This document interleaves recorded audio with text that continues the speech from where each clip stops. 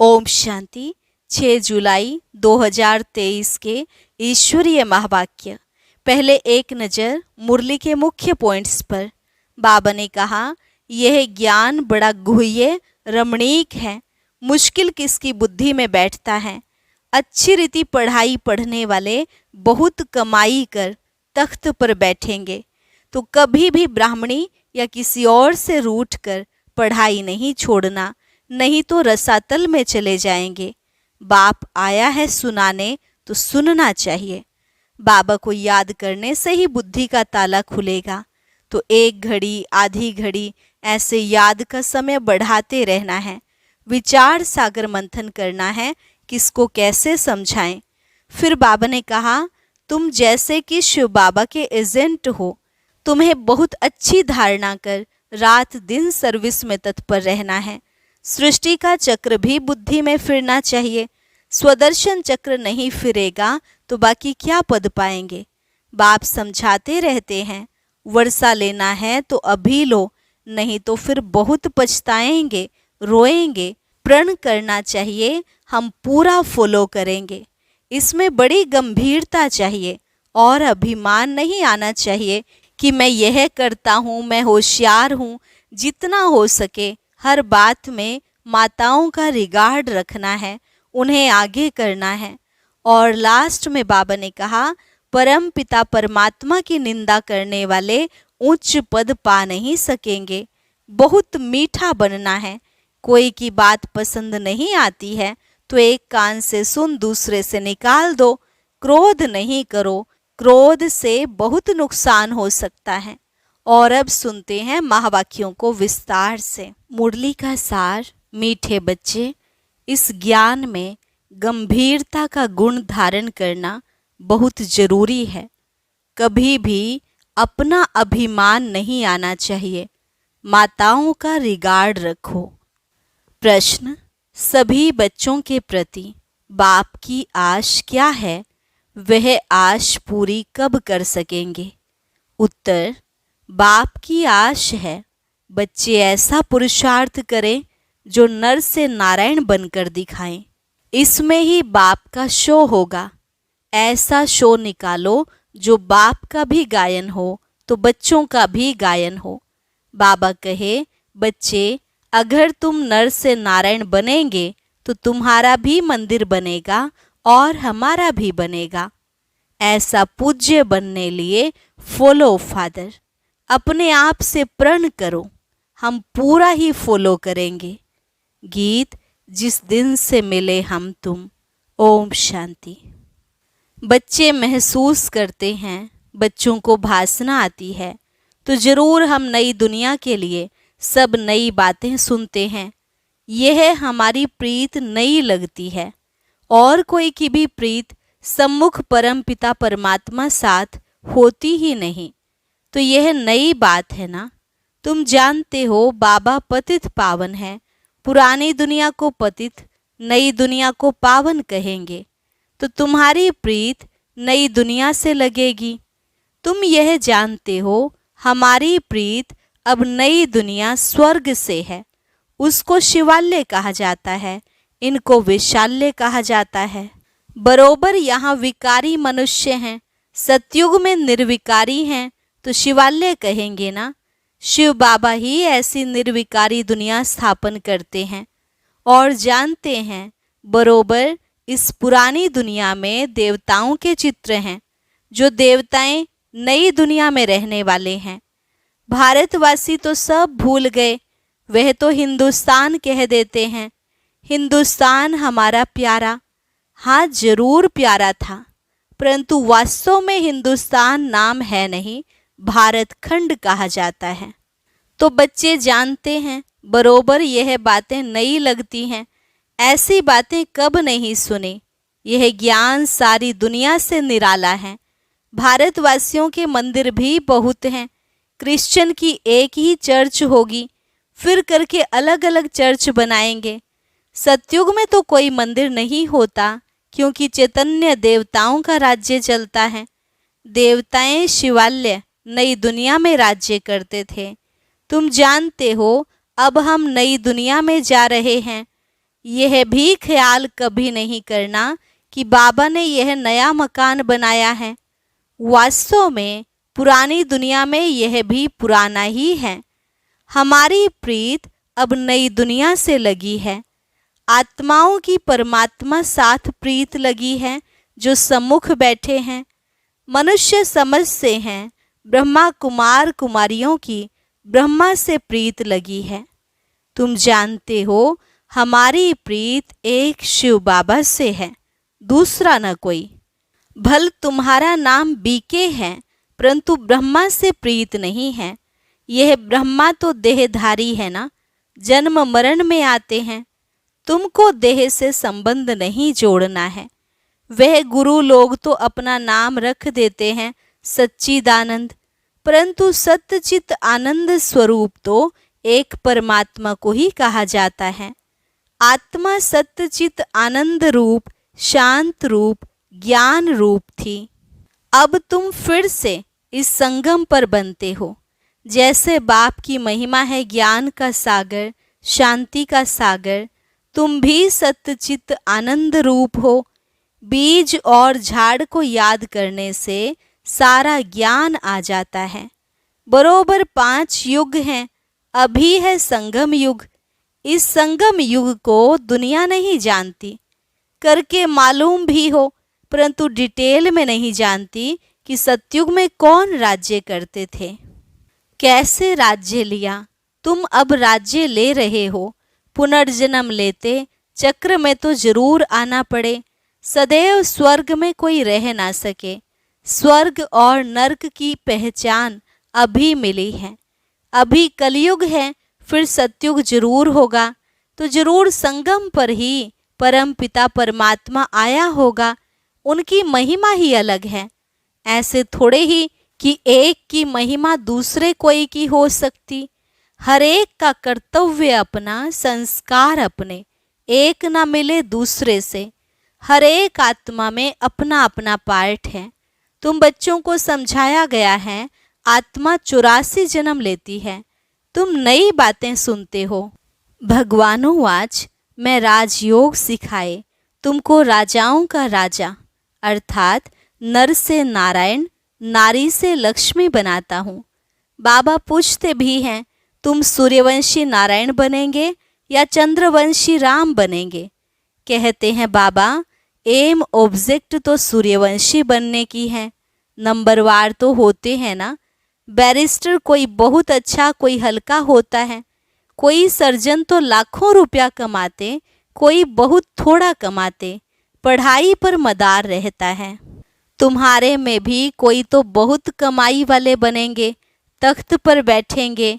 यह बड़ा बेहद का ईश्वरीय कॉलेज है। उन कॉलेजों में हद होती है, इतने पास होंगे। यह है बेहद का कॉलेज। तो तुम नई बातें सुनते हो।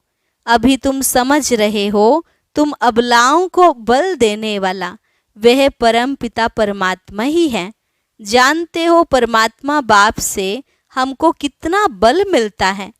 हम वॉरियर्स, सेना हैं, युद्ध के मैदान में खड़े हैं। नई बात है ना। गीता में पांडवों और कौरवों की लड़ाई दिखाई है, परंतु लड़ाई की तो बात है नहीं। हर एक बात नई है। श्री कृष्ण तो नई दुनिया का अल्फ है। अल्फ से लेकर सब नई बातें हैं। नई दुनिया का अल्फ है लक्ष्मी नारायण, फिर उनके पीछे उनके बच्चे। तो लक्ष्मी नारायण हैं सतयुगी मनुष्य सृष्टि के अल्फ। यहाँ मनुष्य सृष्टि का रचयिता अल्फ ब्रह्मा है। पहले पहले है परम पिता परमात्मा अल्फ, पीछे ब्रह्मा को अल्फ बनाते हैं, फिर लक्ष्मी नारायण को अल्फ बनाते हैं। यहाँ तुम ब्राह्मण कुल के हो। ब्राह्मण कुल का बड़ा ब्रह्मा ही गाया जाता है। ब्राह्मण तो भल वह भी हैं, परंतु ब्रह्मा कुमार कुमारियाँ नाम कभी नहीं सुना है। गीता में भी यह नाम नहीं है। तो नई बात है ना। भारत को हिंदुस्तान कहने कारण हिंदू धर्म कह देते हैं। अपने प्राचीन धर्म की पहचान नहीं है। जैसे कि देवता धर्म है ही नहीं। अपने धर्म को न जानने कारण कहते हैं सब धर्म एक ही हैं। भल सब धर्म यहाँ रह सकते हैं, जिसको चाहे सो रहे, फ्री हैं, सभी धर्मों को मान देते हैं, कोई भी धर्म वाला आकर रह सकता है। बाहर में देखो, वे दूसरे धर्म वालों को निकालते रहते हैं, सीलोन बर्मा आदि से इंडियंस को निकालते रहते हैं।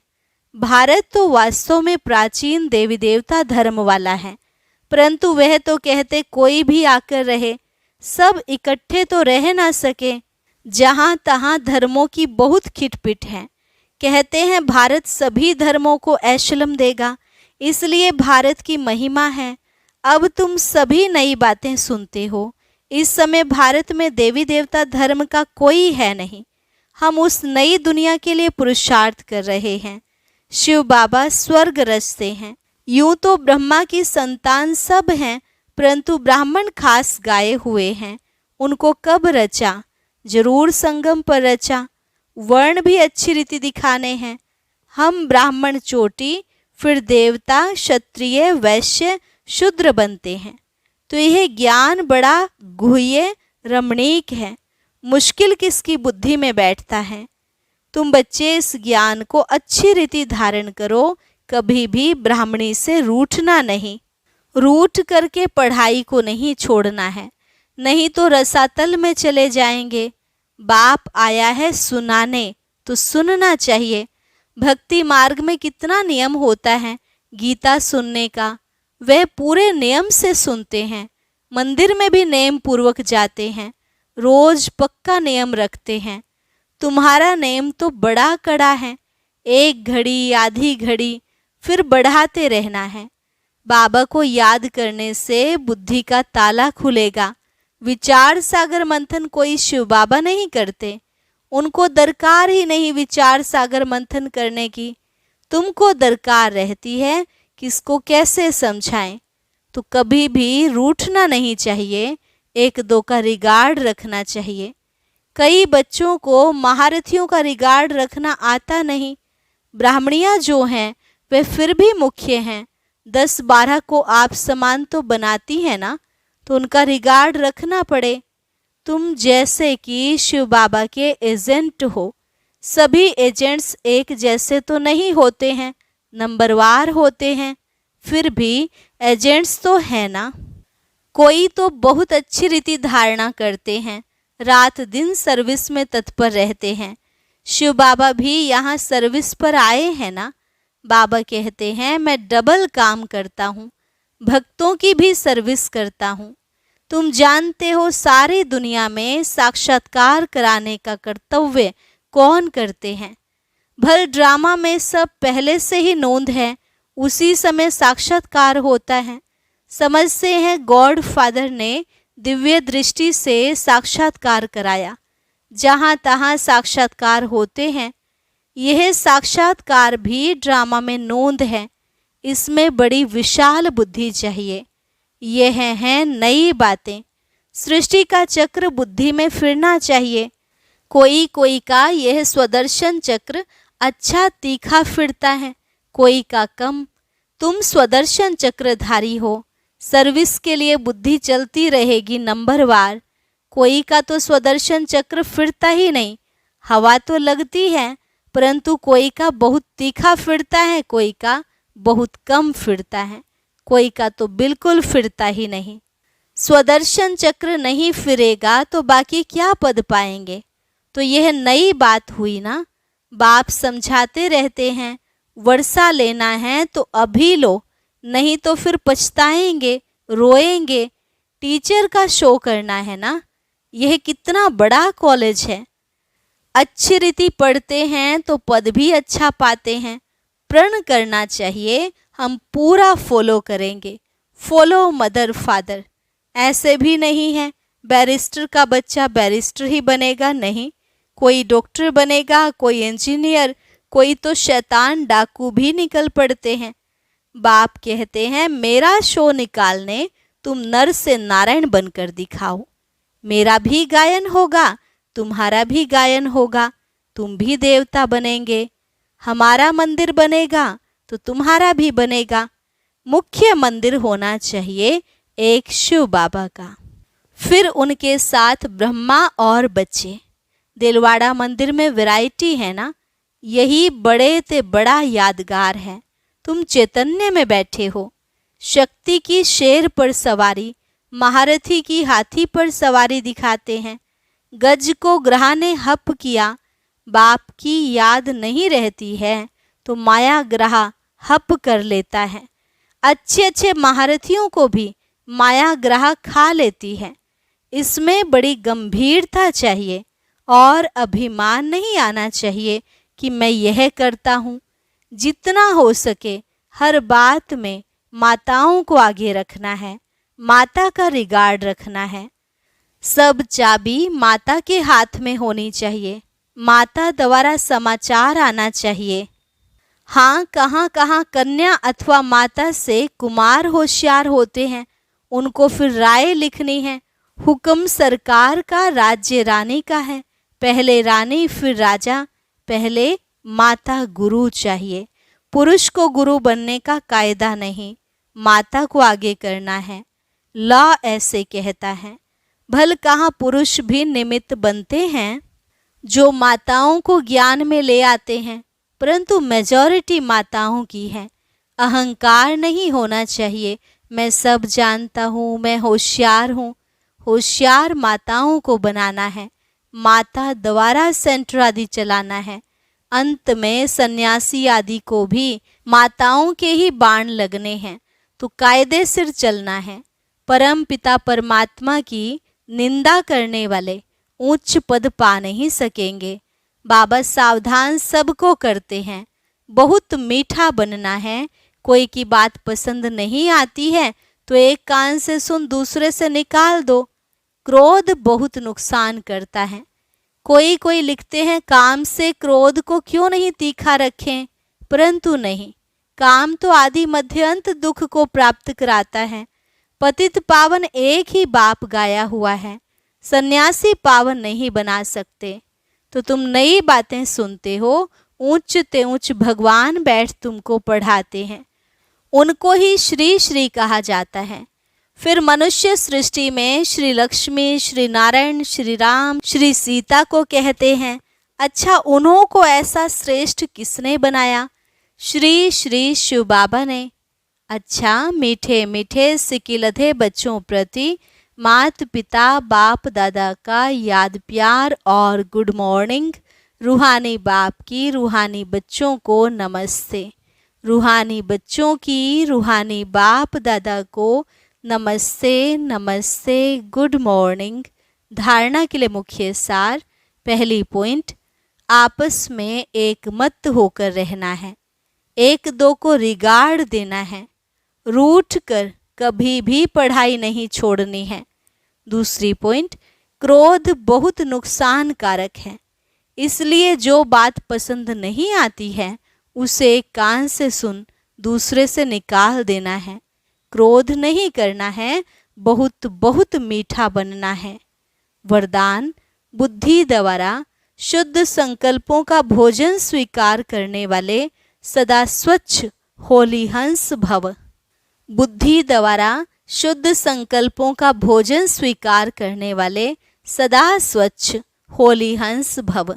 होली हंस कभी भी बुद्धि द्वारा सिवाय ज्ञान के मोती के और कुछ भी स्वीकार नहीं कर सकते। ब्राह्मण आत्माएं जो उच्च चोटी हैं वे कभी भी नीचे की बातें स्वीकार नहीं करती। होली हंस अर्थात सदा स्वच्छ, सदा पवित्र। पवित्रता ही स्वच्छता है। होली हंस संकल्प भी अशुद्ध नहीं कर सकते। सदा शुद्ध संकल्पों का भोजन खाने वाले होली हंस सदा तंदुरुस्त रहते हैं, उन पर किसी का प्रभाव पड़ नहीं सकता।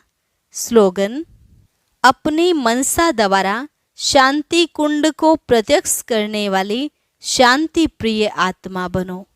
अपनी मनसा द्वारा शांति कुंड को प्रत्यक्ष करने वाली शांति प्रिय आत्मा बनो। अच्छा, ओम शांति। अब सुनते हैं आज का अव्यक्त ज्ञान मोती। इसके लिए ऊपर दिए गए बॉक्स पर क्लिक करें।